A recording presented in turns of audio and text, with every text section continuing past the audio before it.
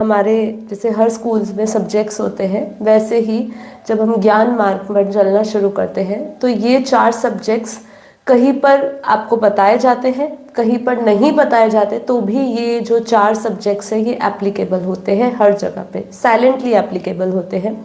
चाहे आप हमारी संस्था से जुड़े हुए हैं, चाहे आप किसी भी और संस्था से जुड़े हुए हैं, पर ये सब्जेक्ट्स आप कहीं ना कहीं अपने लाइफ में लेते ही हैं जब भी किसी भी अध्यात्म के रास्ते पर किसी भी संस्था को फॉलो करना शुरू करते हैं।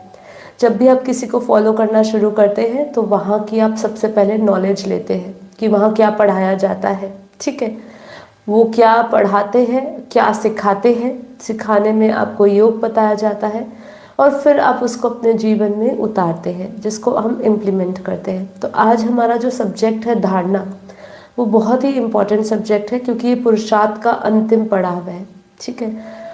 और अक्सर ऐसा होता है, लोगों के जीवन निकल जाते हैं ज्ञान और योग करते करते, लेकिन धारणाएं नहीं आ पाती है, अर्थात लाइफ में कुछ बदलाव नहीं महसूस होता है, ट्रांसफॉर्मेशन नहीं होता है।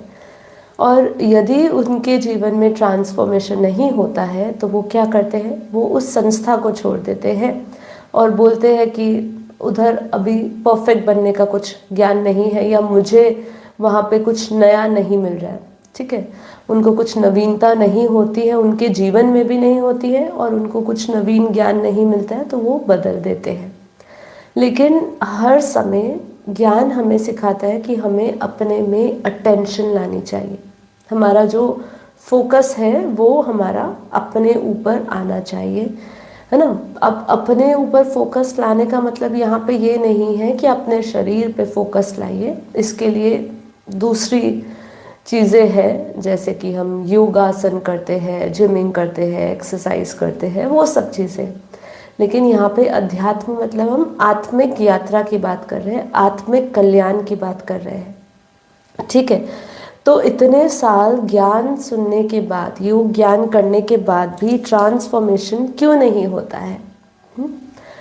अब इसका बहुत सारे कारण हो सकते हैं। देखिए, हम जब एक इंडिविजुअल लेवल पे समझते हैं तो इसके कारण बहुत है।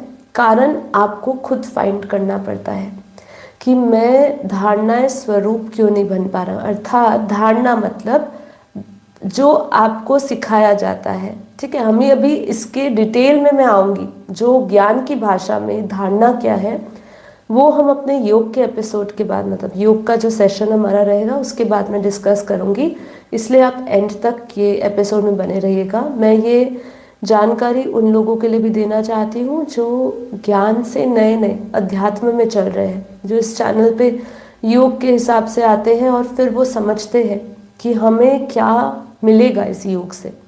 तो निश्चित रूप से देखिए, ज्ञान योग से आपके अंदर परिवर्तन आता है ना। आपके अंदर बहुत सारी परिवर्तन आता है, लेकिन जब तक परिवर्तन तब तक नहीं आएगा जब तक आप उस पर काम नहीं करेंगे।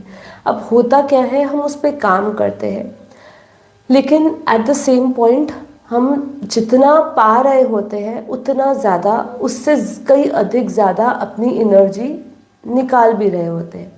एग्जाम्पल के तौर पे बोलूँ कि देखिए, एक नल के नीचे एक बाल्टी रखी है, ठीक है।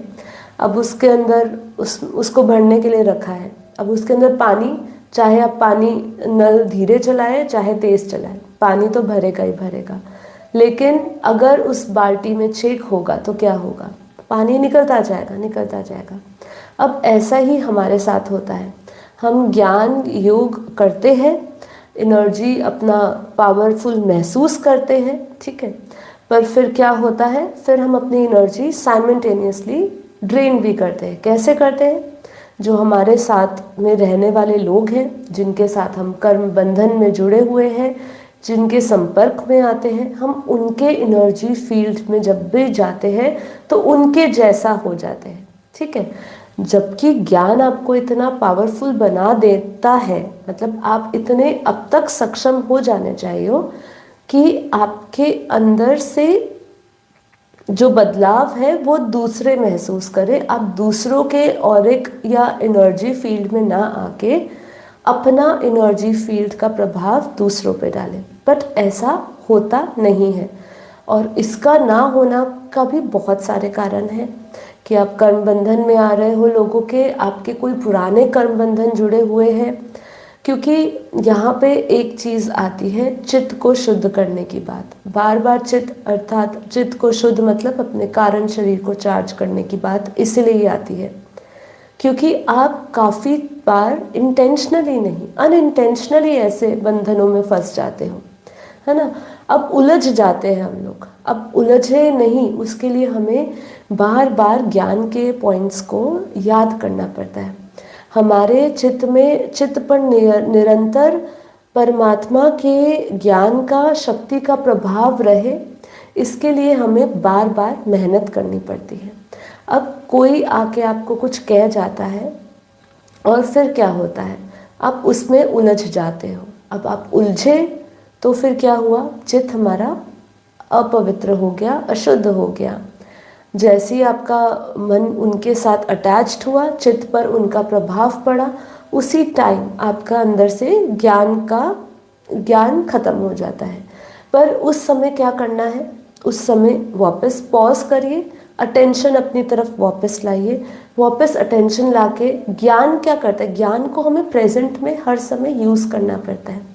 तो ज्ञान को प्रेजेंट में यूज़ करिए और ज्ञान को प्रेजेंट में यूज़ करके अपने चित्त को वापस बैक टू किस में लगाना है, सोर्स पे, वापस परमात्मा में लगाइए, वापस ज्ञान में लगाइए, वापस अच्छी थॉट्स पे लगाइए। ज्ञान क्या करेगा, आपके थॉट्स को बदल देगा, ठीक है। तो ये आपको पुरुषार्थ करते रहना पड़ेगा जब तक आपका संस्कार बदल ना जाए। तो संस्कार बदलना एक ओवरनाइट प्रोसेस नहीं है। संस्कार बदलने के लिए हमें जी जान लगानी पड़ती है, बहुत मेहनत करनी पड़ती है, ठीक है। तो इसलिए अपने चित्त पर ज़्यादा से ज़्यादा किसी को रहने ना दें, ठीक है। ये सबसे पहला इम्पॉर्टेंट पॉइंट। जब ये सब आप ट्राई करते जाएंगे तब धीरे धीरे धारणाएं आएगी। अब हम योग के बाद क्या इम्पॉर्टेंट धारणाएं पे बात करने वाले हैं कि हमारे लिए धारणा क्या है।